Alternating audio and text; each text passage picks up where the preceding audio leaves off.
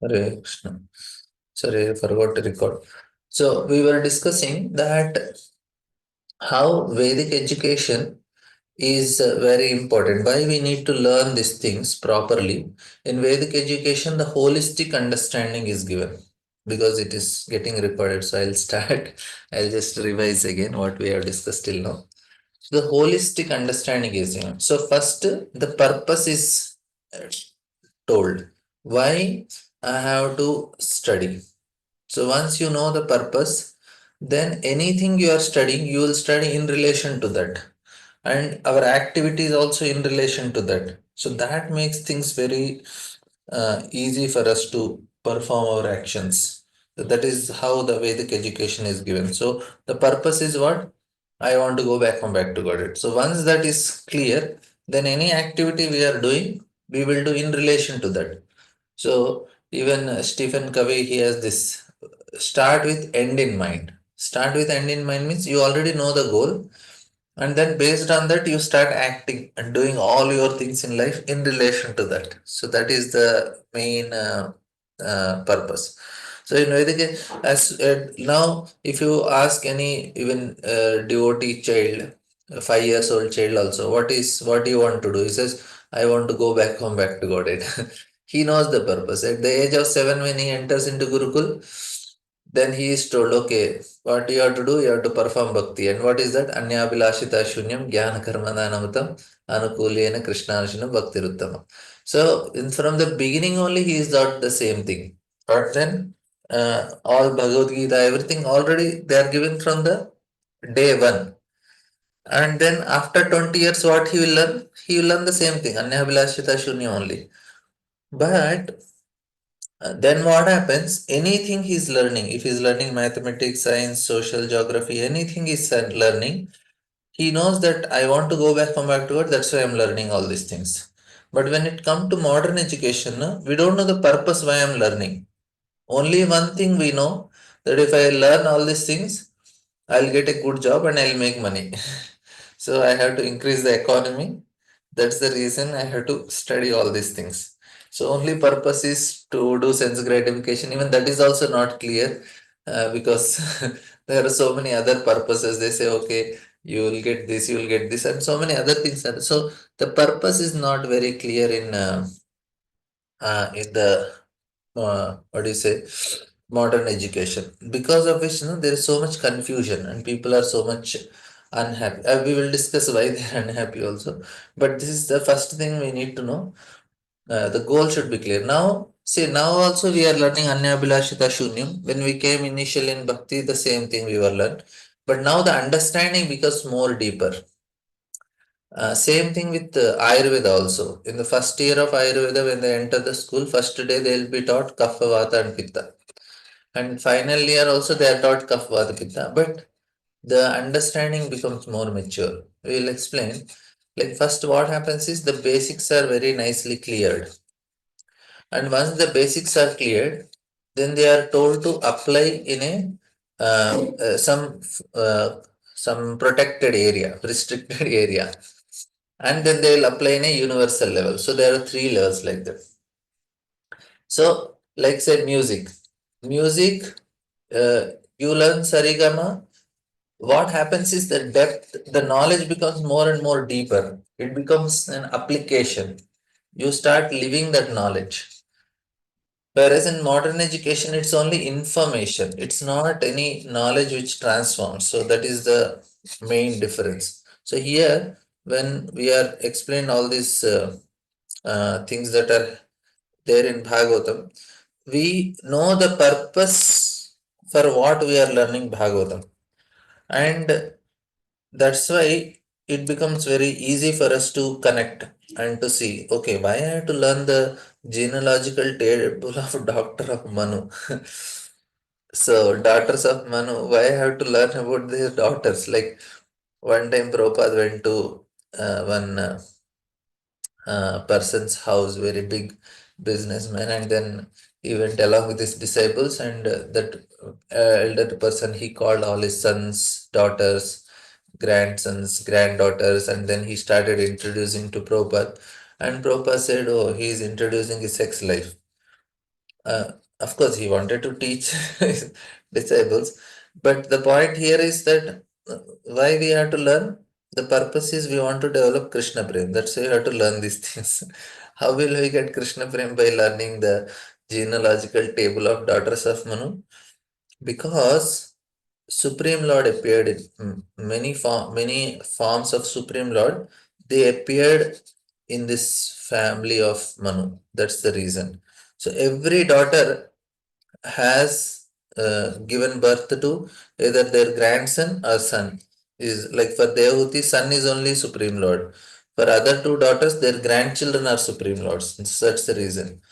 So so here we will, that's the reason we have to know this.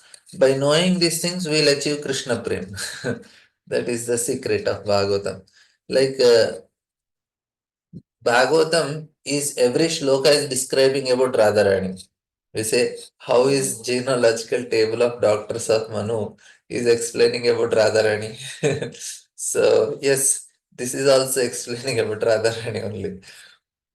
Why?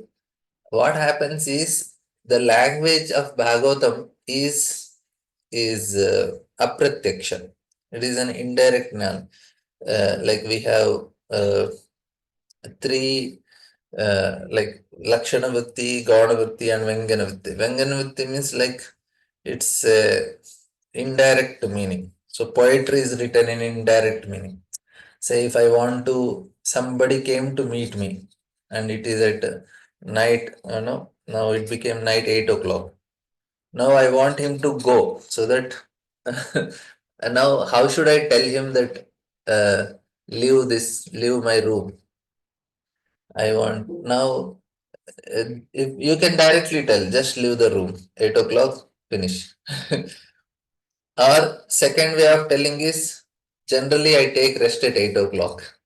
So now if you tell to that person, I generally take rest at 8 o'clock, then what does it mean? Now can you please leave the room? I want to take rest. Or another way of telling is generally the guests, they stay till 8 o'clock only in my room. No, you are not telling to leave, but you are telling some statement which indicates that he has to leave now the room. You are understanding? So here Bhagavatam is glorifying Srimati Radharani, but it is telling in a more sophisticated way. So that's the reason it is very special Bhagavatam. So the Goswami's whole from the beginning to end, without taking name of Radharani, he is glorifying Radharani. And Krishna is telling that if no, I like to be glorified indirectly. So here all these explanations, which will definitely help us to change our heart and understand the concept of Supreme Lord at a different level. That's why we need to know all these things. So we will just see some of the things. So this is, and some more very important things are there. We will share once we just finish some shlokas. Maitreya Vacha Muniyostu Yatarupayam Tira Kanyascha Jajane Akutir Devahutischa Pratur iti Vishrutat. He says Sri Maitreya said Swayambhumana begotten three daughters in his wife Shatarupa, and their names were Akuti, Devahuti, and Prasuti. And now Prabhupada again offers his obeisances to Bhaktisiddhanta Thakur, and he says, by whose order I am engaged in his Herculean task of writing commentary on Srimad Bhagavatam as the Bhaktivedanta purport. By his grace, we have finished three cantos already, and we are just trying to begin the fourth canto. So this is what Prabhupada is telling. And he says, by his divine grace, let us offer our respectful obeisances unto Lord Chaitanya, who began this Krishna conscious movement of Bhagavad Dharma 500 years ago. And through his grace, let us offer our obeisances to the six Goswamis. Then let us offer our obeisances to Radha and Krishna, the spiritual couple who enjoy eternally in Vrindavan, and their cowherd boys and damsels in Brajabhumi. Let us offer our respectful obeisances to all the devotees and eternal servitors of the Supreme Lord. So And then Prabhupada writes that fourth canto, Bhagavatam, there are 31 chapters, and all these chapters describe the secondary creation of a Brahma. So, third canto is about Sarga, and fourth canto is Visarga, Brahma and Manu. The Supreme Lord Himself does the real creation by agitating His material energy, and then by His order, Brahma, the first living creature in the universe, attempts to create the different planetary systems and their inhabitants, expanding the population through his progeny like Manu and other progenitors of living entities who work perpetually under the order of Supreme Lord. In the first chapter of fourth canto, there are descriptions of three daughters of Swayambhu Manu and their descendant. The next six chapters describe the sacrifice performed by King Daksha and how it was spoiled. Thereafter, the activities of Maharaj Dhruva are described in five chapters. Then, in 11 chapters, the activities of Prithu are described, and the next eight chapters are devoted to activities of Prachetas. So, this is how the whole canto is divided. Prabhupada is giving that. Just as described in the first verse of this chapter, Swayambhu Manu had three daughters, Akuti, Devahuti, and Prasuti. Of these three daughters, one daughter, Devahuti, has already been described along with her husband Kardamuni and her son Kapilamuni. In this chapter, the descendant of first daughter, Akuti, will specifically be described. Swayambhu Manu was the son of Brahma, and Brahma had many other sons. But Manu's name is especially mentioned first because he was great devotee of Lord. In this verse, there are also the word Cha indicate that beside these three daughters mentioned, Swayambhu Manu also had two sons. So out of 12 Mahajans, Swayambhu Manu is also one of the Mahajans. And so then Akutim Ruchir Pradhya Api Brahma ब्रह्मार्मितं नृपा पुत्रिका धर्मम् आश्रित्य शतरूपानुमोदितः. Akuti had two brothers, but in spite of her brother, Swayambhu Manu handed over her to Prajapati Rucha on the condition that the son born of her be returned to Manu as his son. This he did in consultation of his wife Shatrupa. So, because the son is going to be Supreme Lord. So, two daughters and both their sons are Supreme Lord. So, Swayambhu Manu's two daughters begetted two incarnations of the Lord. They actually these personalities, no, they continue to stay for whole day of Brahma. That means 14 Manvantaras. Some of them they go back to God, but many of them they are like the original people for this creation, so they continue to stay. Sometimes a sonless person offers his daughter to a husband on the condition that his grandson be returned to him to be adopted as his son and inherit his property. This is called Putrika Dharma, which means that by exclusion of religious rituals, one can get a son. Although one is sonless by one's own wife, and here we can see the extraordinary behavior of Manu. For in spite of having two sons, he handed over his daughter to a Prajapati Ruchi on the condition that son born of his daughter be returned to him as his son. Srila Vishnu Chakra Thakur comments in this connection that King Manu knew that Supreme Personality of Godhead would take birth from the womb of Akuti. Therefore, in spite of having two sons, he wanted the particular son born of Akuti because he was ambitious to have Supreme Personality of Godhead appear as his son and grandson. He didn't ask for Kapilamani. Even Devahuti also is going to give birth to a Supreme Lord. Maybe he didn't put this Putrika Dharma to Kardamuni. But if her Prajapati Ruchi gave that condition.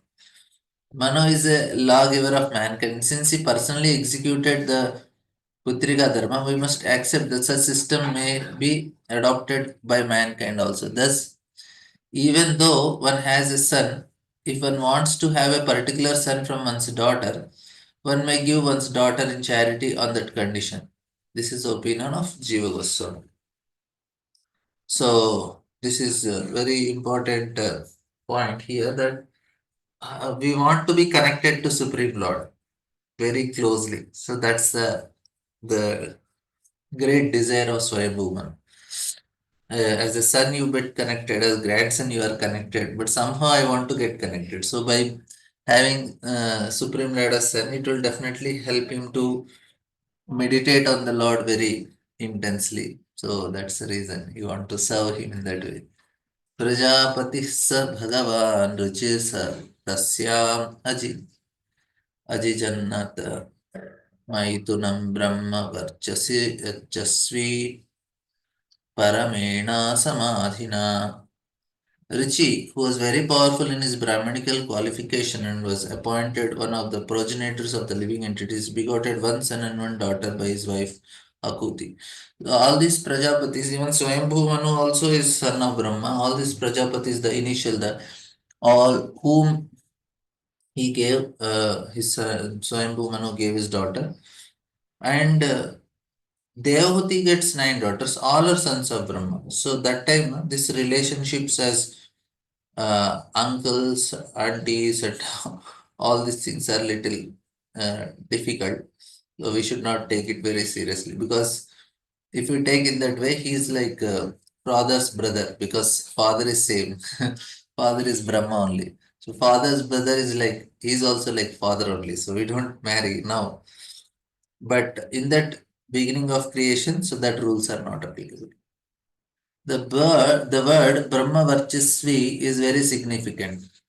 Richi was a Brahmana and he executed the Brahmanical duties very rigidly. As stated in Bhagavad Gita, the Brahmanical qualification are control of senses, control of mind, cleanness within and without, development of spiritual and material knowledge, simplicity, truthfulness, faith in Supreme Lord.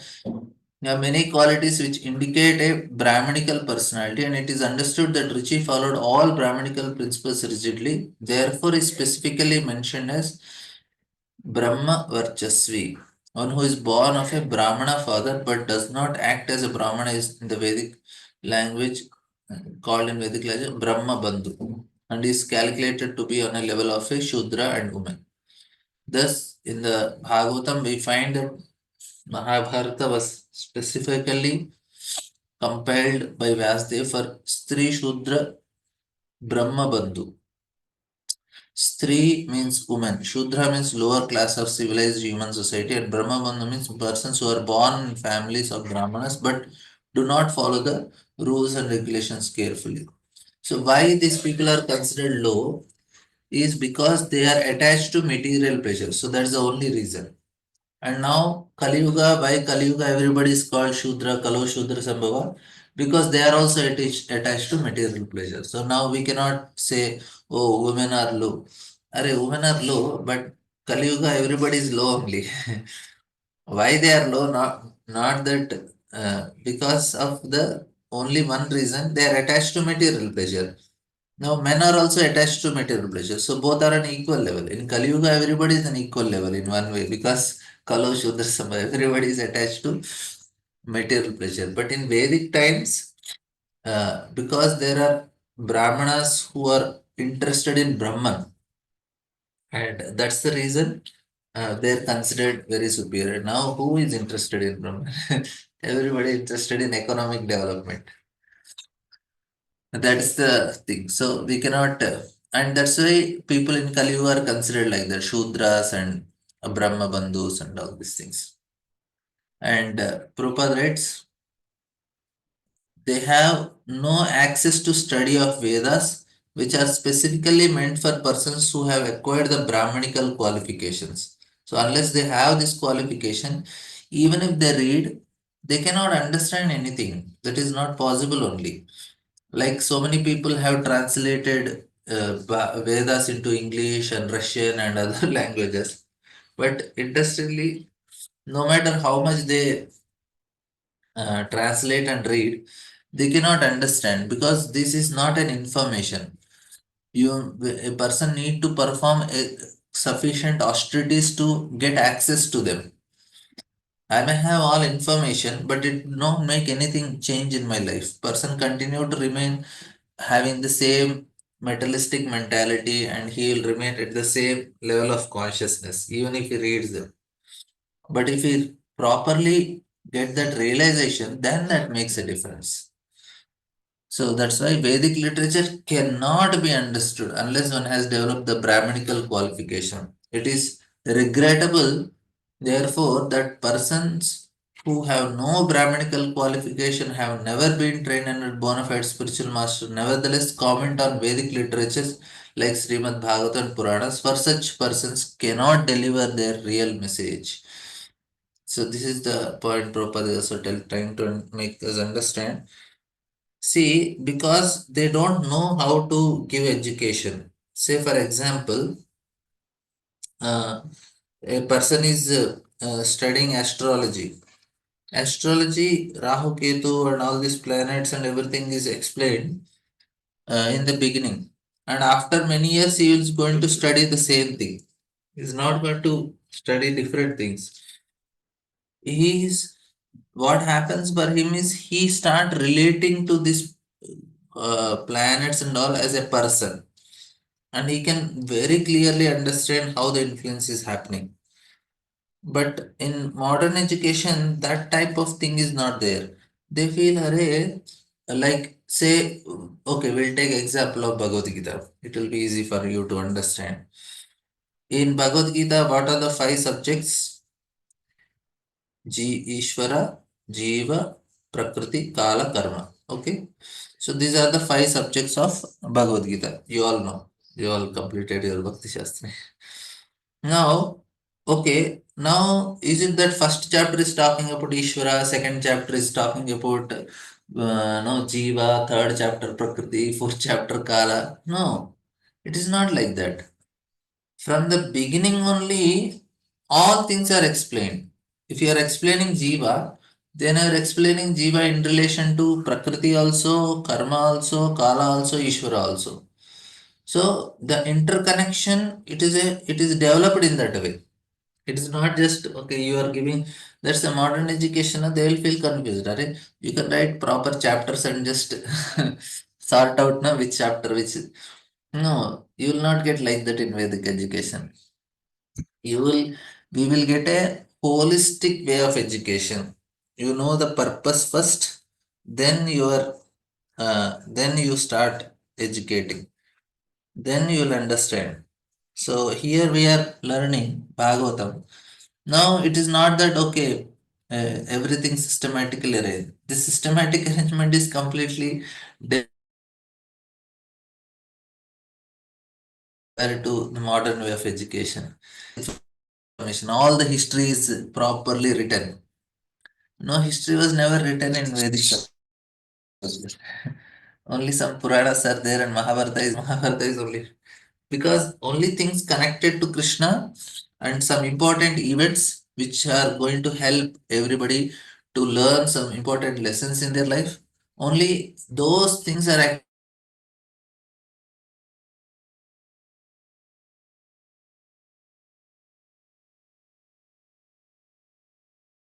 we are discussing. Six manvantras means every manvantra is 71 Divya Yugas. 71 Kali Yugas are past. Like that, we have into 71 into 6.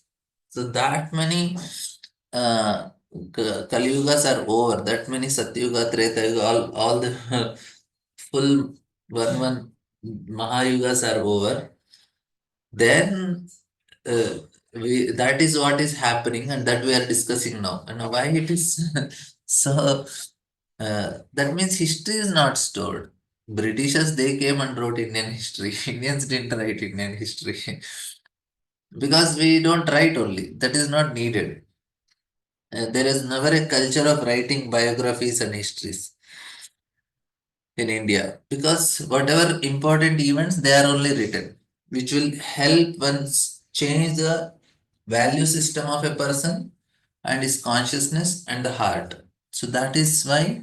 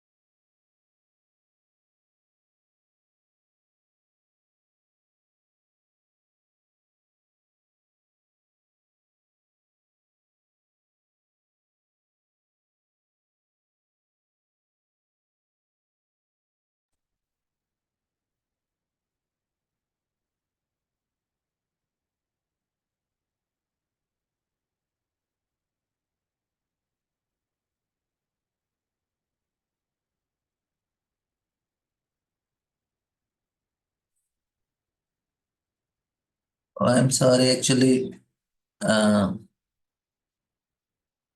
I lost the signal. Taruni, Gauri, Mataji, can you make me the host? You are the host now.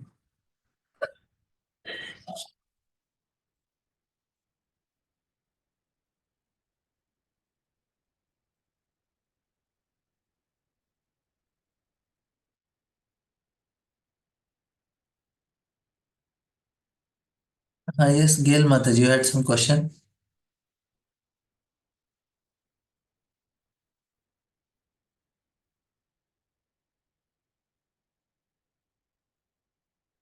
You can unmute yourself, Gail Mataji.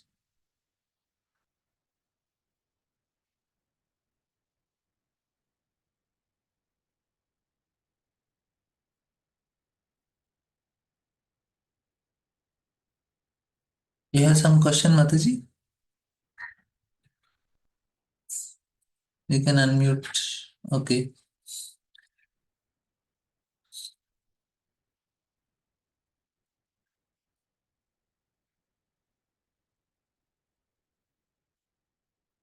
So what I was discussing is this Vedic education. So I'll add some more points.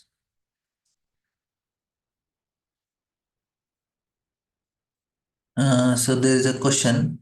What is a special thing in Mahabharata for them? Yeah. So the question is, I'm not able to unmute. I am not the host now. Taruni Gauri Mataji is host. If she can make me host, I can unmute. Somehow she became host. I don't have access now to become. So okay.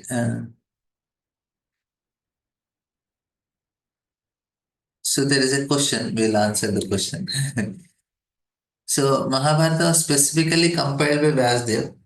So this the purpose of this is that the purpose of Mahabharata is especially to give the principles of dharma, to principles of see we were discussing that we are exist at three levels. One is physical level, moral level, and spiritual level, or mental level, and so physical level we have to follow physical rules. At mental level we have to follow moral rules, and then spiritual level. So now people are in a very gross level. So previously it was Vedas, but what happened is Vedas cannot be understood now, and it is very difficult to comprehend Vedas. You need to be very sophisticated person and very subtle in understanding. Then only. So Vyasdev understanding it is very difficult to comprehend the Vedas. What he did is he made this Mahabharata so that you understand the essence of Vedas. So Mahabharata is considered the essence of Vedas. So you know what is given in Vedas with the help of Mahabharata. And it is given in form of a story and the instructions. So very wonderfully presented. Mahabharata, Vyasdev got his name, the special title is because of his composition of Mahabharata. He did very good job. So what makes it like no? I have to follow the rules of physical level. So if I am jumping from a 10th floor building, I'll break my leg. That means what? I have to know that I have to follow the rules of nature. Similarly, immediately you can see the result. If I overeat, I get my stomach upset. We can immediately see the result when it comes to physical level. And then there is also moral level. If I follow these rules, they come in form of karma. So the karma which we all experience is at the rules at the moral level. So this is actually what happens to in general people that we may not see the results immediately, but slowly it definitely comes. Karma comes. So now Mahabharata is compelled to help a living entity to follow a moral level and mental level to be happy. That means Generally, the mind is in mode of passion and ignorance. We have to bring mind to mode of goodness. That is how we can be happy in this world. And even to gain knowledge, also we need mode of goodness. And then, of course, Bhagavatam is transcendental. It is beyond the modes. We want to go out of this modes of passion and ignorance. That's why Bhagavatam is uh, compiled. But to go even transcend mode of goodness also. But this mode of goodness is very much helpful because not everybody will have pure devotional faith. Not everybody will have faith on the Supreme Lord. Uh, but at least that will help them to come out of from mode of passion and ignorance. So that's the reason Mahabharata is compiled. So many wonderful things are there. We don't need everything. We just need Bhagavad only. See, because what happened is after compiling Mahabharata, because Mahabharata is compelled to establish Dharma. Dharma, Artha, Kama, Moksha is the purpose of Mahabharata. But after writing this, Vyasdev became very despondent. He was not satisfied. Then he wrote the same Mahabharata, the first canto of Bhagavatam. You see, it's actually Mahabharata only in one level, but he presented it entirely different way. He presented what is Kunti Maharani. No? He presented what is Bhishma. So Bhishmas of Mahabharata and Bhishma Bhagavatam are entirely differently presented by Vyasdev. He presented about Dhritarashtra and Yudhishthir and Parikshit. So he is writing Mahabharata only, but in a different view, in a pure devotional point of view. But whereas Mahabharata is not like that, it is presenting at the level of Dharma. So it will definitely help if people read Mahabharata. If you see India television history, so the greatest viewers are for Mahabharata and Ramayana only. Even at the time of Corona, government again, the national television, it again started playing Mahabharata and people are very happy watching it. It was even though it is 20 years old, but still people were happy to watch because that is the consciousness is will be immediately changed and people even now also can understand that level of uh, instructions. So that's why Mahabharata is compelled. And yastasyo purvasat sakshat vishnor yajna swarupadrik ya stri sad dakshina bhuter amsha bhutan payani. He says that of the two children born of Akuti, the male child was directly an incarnation of Supreme Personality of God and his name was Yajna, which is another name of Vishnu. The female child was partial incarnation of Lakshmi, the goddess of fortune, the eternal concept of Vishnu. So here, Prabhupada is explaining that goddess of fortune is eternal consort of Lord. Here it is stated both Lord and Lakshmi were eternal consorts appeared from Akuti simultaneously. So she could bring both. Can you imagine what a personality Akuti must be? She not only gave the Supreme Lord, she also gave birth to Lakshmi Devi. So compared to Devahuti, Akuti is more powerful.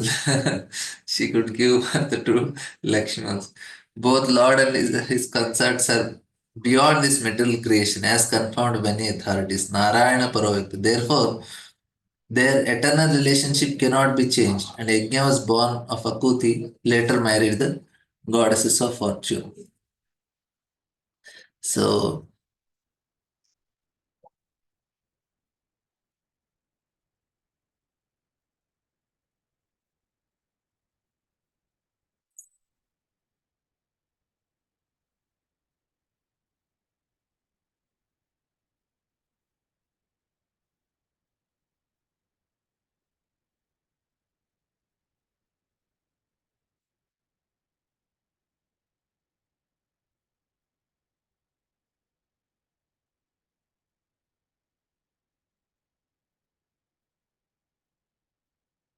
so here very Prabhupada is clarifying also that point that this is not applicable for the Supreme Lord or and his consort. And so they can marry, not a problem. And then he says that Swayambhu Manu was very gladly brought home the beautiful boy named Yajna and Richi. His son-in-law kept with him the daughter Dakshina. And Prabhupada writes that Swayambhu Manu was very glad to see that his daughter Akuti had given birth to both a boy and girl. He was afraid that he would take one son and that because of his son-in-law's Richi may be sorry. Thus, when he heard that the daughter was born along with the boy, he was very glad. So, like only one son is born and you take away the son, so it is very painful. Your daughter is also there, so you said, okay, you have somebody to take care. So you take care of daughter, I'll take care of son. So according to his promise, returned his male child to Swayambhuvana. So Ruchi, according to his promise, he returned and decided to keep the daughter whose name was Dakshina. One of Lord Vishnu's name is Yajna because he is the master of Vedas. The name Yajna comes from Eju Sham Patim, which means Lord of all sacrifices.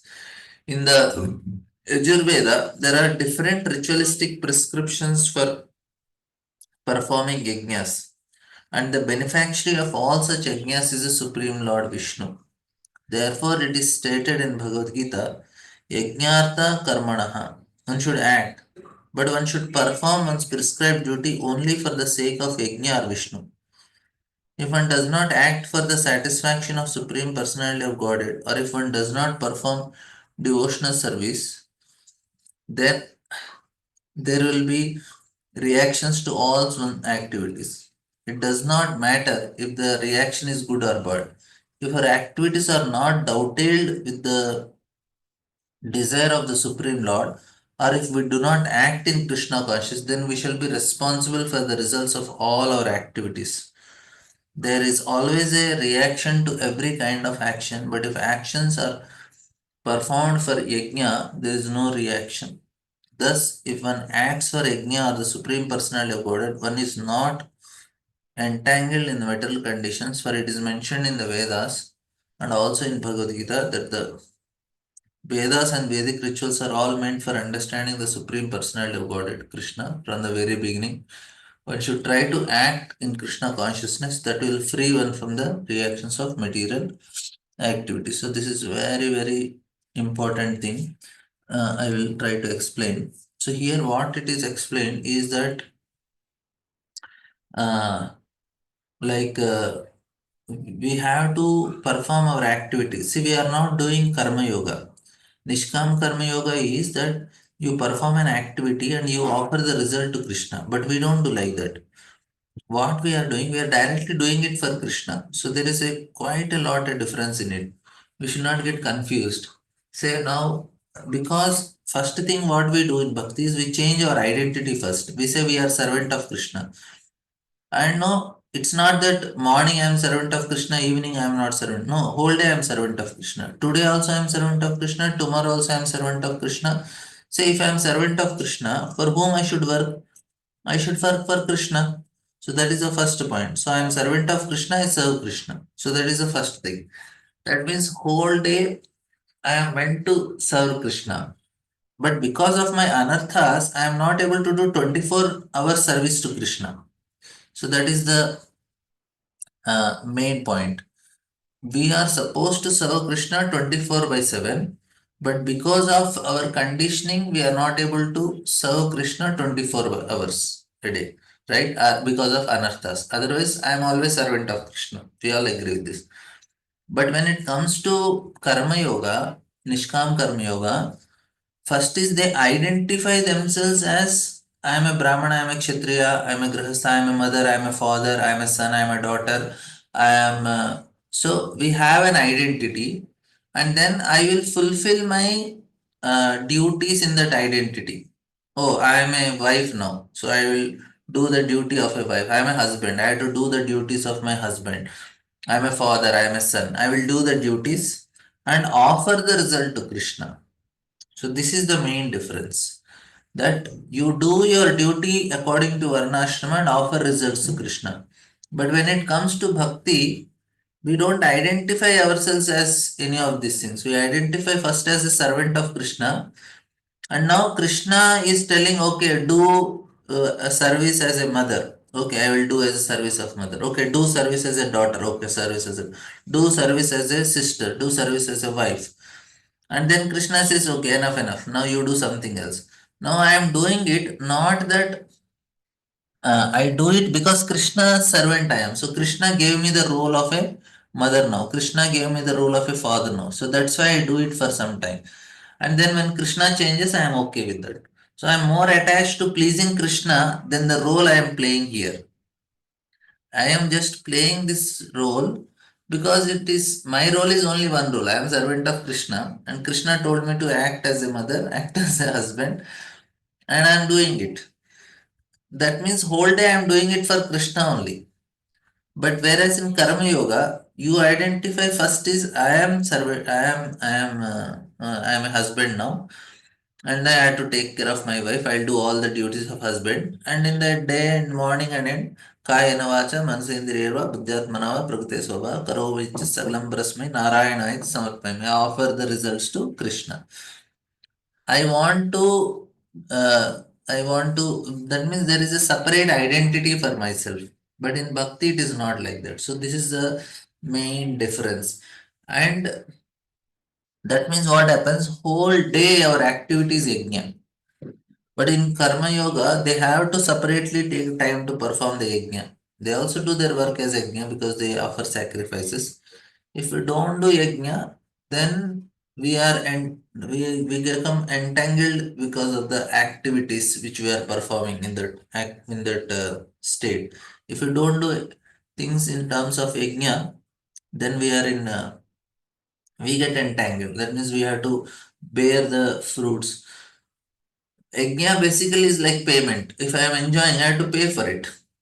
I can pay for the product, but I have to pay for the pleasure also. I purchased a mango, so I paid for the mango, but I didn't pay for the pleasure to enjoy the pleasure which I experience when I eat mango. So that is a different payment. That payment is called yajna. And how we do, we offer it to Krishna and we say we'll take prasadam. Then no reaction. That's why it is karma free diet. Any action which is offered does as a sacrifice, it is karma free. If you don't do as a sacrifice, yajnartha karmano anyatra lokoyam karma. That's why nowadays people don't do any yajna. So all their activity is only giving them bondage. For us, what is the yajna we do? We chant every day. So ours is Sankirtana yajna. So in that what we do, it's not just chanting. We are already having an identity also. Oh, I am servant of Krishna. So I work because I earn money as a servant of Krishna because I take that money for the service of Krishna. Like I go offer nice bhoga to the Lord, perform arati, or help in temple donations, serve Vaishnavas. That is the only purpose for earning money, not to have a luxurious life.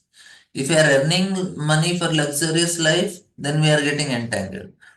But if we are earning money to serve Vaishnavas, Krishna, and little bit for maintaining family and some for future, some security, that is a different thing.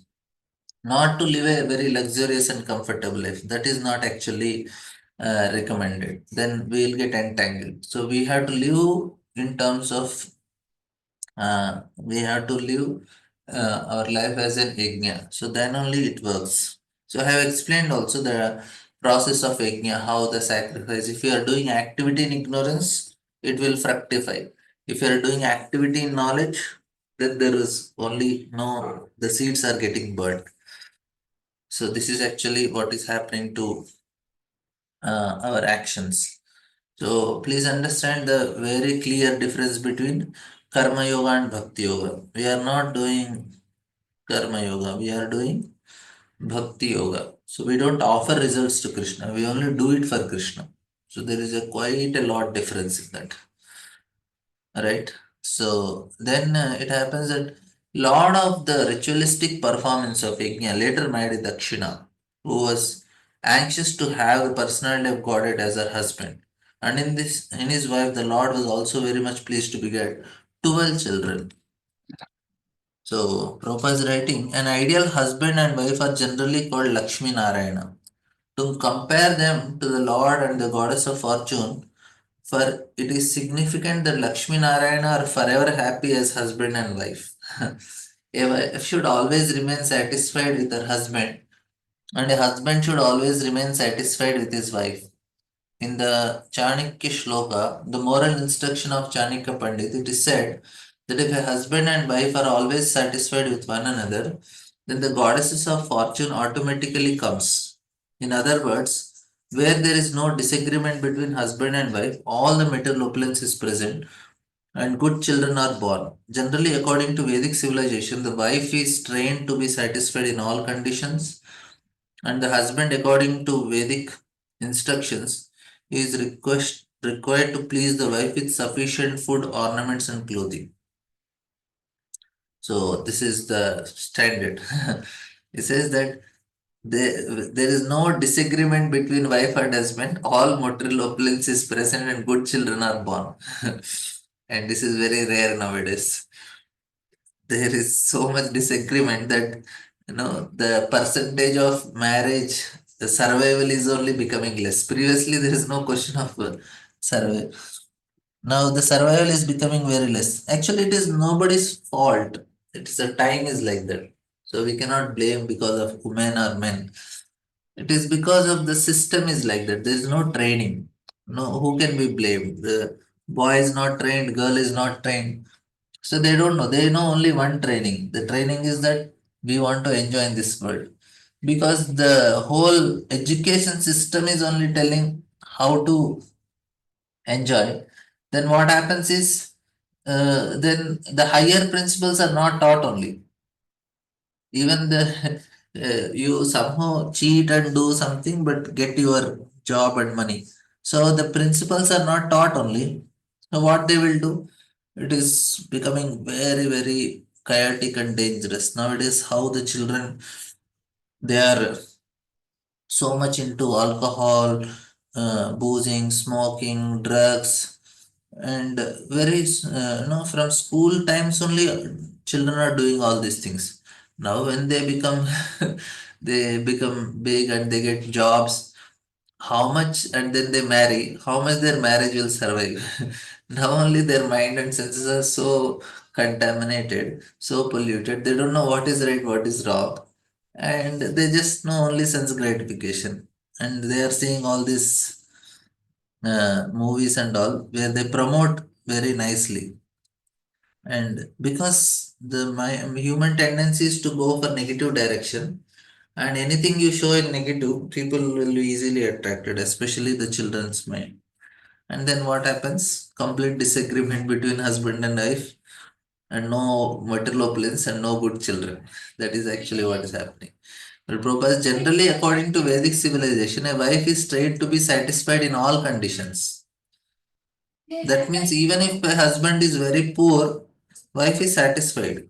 So that is a training that is given. Like Swayambhu Manu brought Devahuti and placed her in ashram of Kardam Muni. She was staying, she was living in a very opulent environment.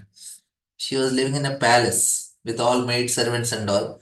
And suddenly she has to come and stay in a hermitage with very bare minimum facilities. No maid servants, no luxury, and but she was satisfied. So that is the training she got. So that means they are not dependent on the external circumstances.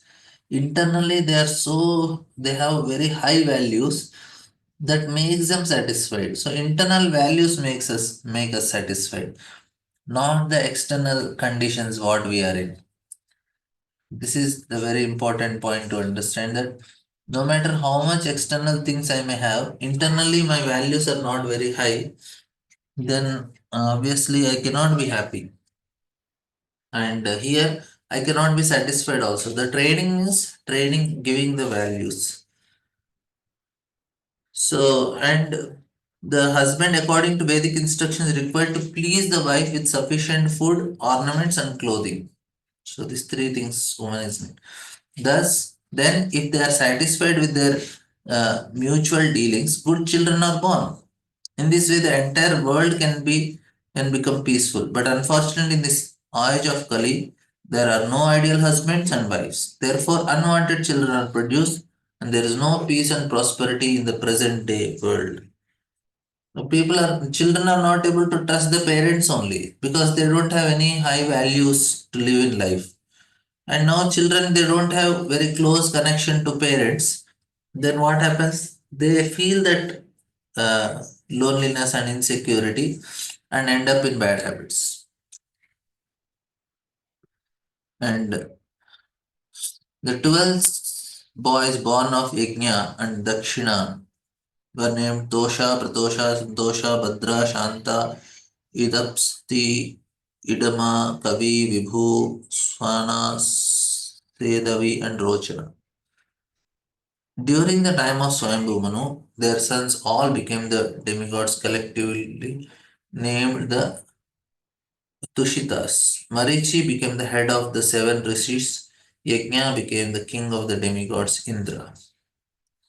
And during the life of Swayambhu Manu, six kinds of living entities were generated from the demigods known as the Tushitas, from the sages headed by Marichi, and from the descendant of Yajna, the king of demigods, and all of them expanded their progeny to observe the order of Lord to fulfill the universe with living entities. These six kinds of living entities are known as Manus, Devas, Manuputras, Amshavataras, Sureshwaras, and Rishis. Yajna, being the incarnation of Supreme Personality of God, became the leader of the demigods Indra. So this you all know about it. So we'll Swayambhu Manu's two sons, Priyota and Uttampada, became very powerful kings, and their sons and grandsons spread all over the three worlds during that period. So that about the sons will come later. Now only daughters are discussed detailed. My dear son, Swayambhu Manu handed over his daughter, his very dear daughter Devati to Kardama. I have already spoken to you about them, and you have heard about them almost in full. Now he's telling Swayambhu Manu handed over his daughter Prasuti to son of Brahma named Daksha. All are sons of Brahma only. There's nobody. Was also one of the progenitor of living entities. The descendant of Daksha are spread throughout the three worlds. Of all the Prajapatis, Daksha is so expert. That's why he's called Daksha. You have already been informed about the nine daughters of Kardamani, who were handed over to nine different sages. I shall now discuss the descendant of these nine daughters. Please hear from me. So these nine sages are also born from Brahma. And third canto has already described how Kardamani begotten nine daughters in Devati and how all the daughters are handed over to great sages like Marichi, Atri, Vasishtha. Kardamani's daughter Kala, who was married to Marichi, gave birth to two children, whose names were Kashyapa and Purnima. Their descendants are spread all over the world. My dear Vidra, the two sons of Kashyapa and Purnima begot three children, namely Viraja, Vishwaga, and Devakulya. Of these three, Devakulya was the water which washed the lotus feet of personality of Godhead, and which later on transformed into Ganges of the heavenly planets. Prabhupada is telling of the two sons of Kashyap Muni herein, Purnima's descendants are described. An elaborate description of these descendants will be given in the sixth canto. So we have to wait for two more cantos. It is also understood herein that Devakulya is the presiding deity of river Ganges, which comes from the heavenly planets to this planet and is accepted to be sanctified because it touched the lotus feet of personality of Godhead Hari.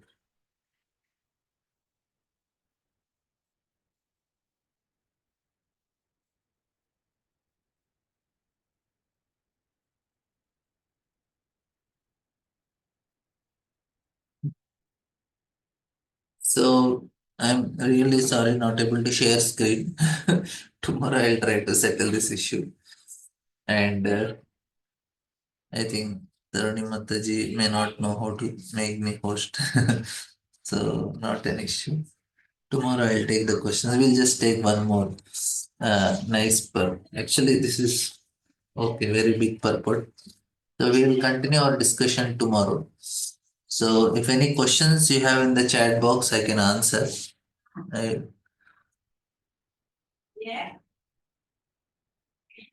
if you have anything, you can write in chat box. I am not able to unmute you and I am not able. So if you have anything in chat box, I can answer. Otherwise, we'll take questions tomorrow. Okay. You all have to exit yourself because I cannot end the meeting. You are.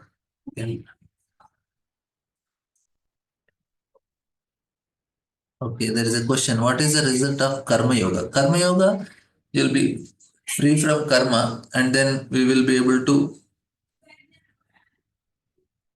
uh, we will be able to get qualification for Jnana Yoga. That's all. We are free from all the vasanas and sanskaras, and then person can take sannyas. That is the result, Karma Yoga. It will not produce love of Godhead. Bhakti can give love. Karma cannot give. Uh, Too hard to text. Okay, Mother. Tomorrow we will discuss the questions.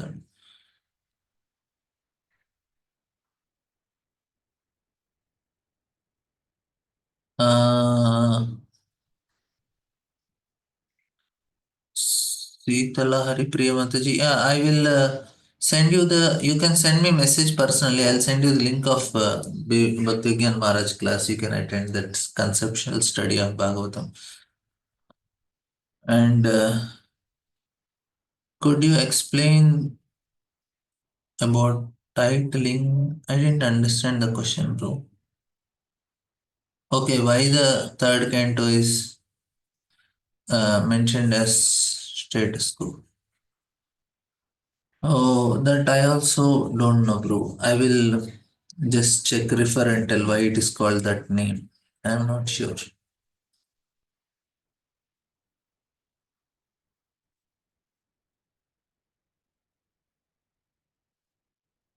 Okay, I'm really sorry if there is some technical problem. I'll try to settle it today. I'm not the host, so I cannot end the meeting. So please drop yourself. You can exit yourself. Thank you all very much. Hare Krishna.